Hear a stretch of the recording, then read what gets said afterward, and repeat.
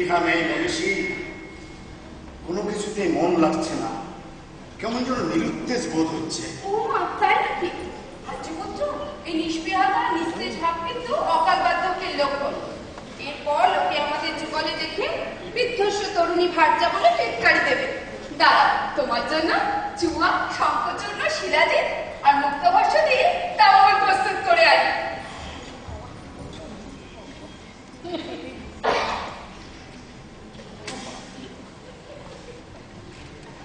কোথাও নিস্তার নেই, ভবিষ্যৎ ভাবনায় প্রশ্ন আছি, বিশ্রামের শ্রমের প্রান্তে। তদন্তের খেলা কি করে সামলাবো বুঝতে পারছি না। উনি ভর দুপুরে এলেন ফলানি করতে। কন্যা অষ্টাদশী হয়ে উঠল, অথচ সাজসজ্জায় আচার ব্যবহারে এক বিন্দু মাতৃভাব এলো না। অবসর অন্যে জন্ম মনে করে। এই না না ভালো করে ছিল, সেই তাম্বুল রসে শরীরের উত্তেজনা ফিরে আসে। রাতে না হয় একটু ইঙ্গুদি তৈল মালিশ করে দেবো, যৌবন আচ্ছা, একটা সত্যি কথা বলবে? কাল নৈশভোজে উপস্থিত সজ্জনেরা সকালে যখন স্থির যৌবনা বলে আমার প্রশংসা করছিল, স্বামী হিসেবে তোমার তখন গর্ববোধ হয়নি? তুমি বিভ্রমে রয়েছো লোকমুদ্রা, ওগুলো প্রশংসা নয়, ব্যাস প্রশংসার ছলে নিন্দা, অথবা নিছক তৈলমর্দন। তুমি নগর প্রধানের পত্নী যে, তবে সে সুখের দিন বোধহয় শেষ হয়ে এলো। আচ্ছা, দিবা বিপ্রহরে তুমি আত্মপ্রসাদন করেছো কেন? কতবার করেছি। এই দারুণ গ্রীষ্মে প্রসাদন বিগলিত হয়ে বলিনে কাপ্রকট হয়ে ওঠে। এই তোমার অক্ষম ঈর্ষা, নিজে করেই যাচ্ছ যে, তাই আমার রূপ যৌবন নিয়ে গিয়ে প্রশংসা করে, তা তোমার সহ্য হয় না। প্রসাধন অলঙ্কার সব ত্যাগ করে এই কড়া যৌবনে যোগিনী ধারণ করে তাতে তোমরা আনন্দ পাও। যেমন পিতা তেমনি কন্যা। কেন কন্যা সুশিক্ষিতা আবার কি করবে? ঈর্ষা ঈর্ষা, কেউ চায় না আজকাল আমি সাজসজ্জা করি। আমাকে তার প্রতিদ্বন্দ্বী ভাবছে যে। প্রতিদ্বন্দ্বী তোমাকে? হ্যাঁ, তার বন্ধুরা নাকি বলে আমাদের দুজনকে পাশাপাশি দেখলে যমজ ভগিনী বলে ভ্রম হয়। তাই নাকি? হ্যাঁ, আজকাল আমার সঙ্গে কোথাও যেতেও চায় না। দেখলে না, কাল নৈশভোজে গেল না। হ্যাঁ, ওসব কথা পরে হবে। এখন বড়ই উদ্বিগ্ন চিত্তে আছি। নগর পরিষদের সামনে ভীষণ বিপদ।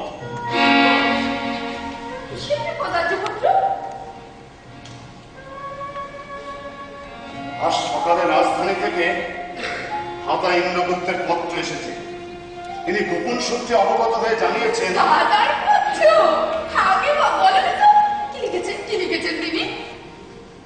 কেন্দ্রীয় তদন্ত সংস্থা এক পূর্বপুরুষ আমাদের নগরীতে আসছে, ছদ্মবেশে গোপন তদন্তের উদ্দেশ্যে। তদন্ত? কিসের তদন্ত? তদন্তে কি হবে? দিদির উপরে আমাদের সবাইকে পদত্যাগে বাধ্য করা হবে। কেন্দ্রীয় স্বরাষ্ট্র মন্ত্রক নতুন করে নগর পরিষদ গঠন করবে। ভয়ঙ্কর সর্বনাশের কথা। শাসন ক্ষমতা চলে গেলে আমাদের এই বিলাস বৈভব, বহুমূল্য প্রসাধন সামগ্রী, অলংকার সব রসাতলে যাবে, সব রসাতলে যাবে। এমনকি অভিযুক্ত নগর পরিষদের প্রধান হিসাবে আমাকে কারাগারে পর্যন্ত যেতে হতে পারে।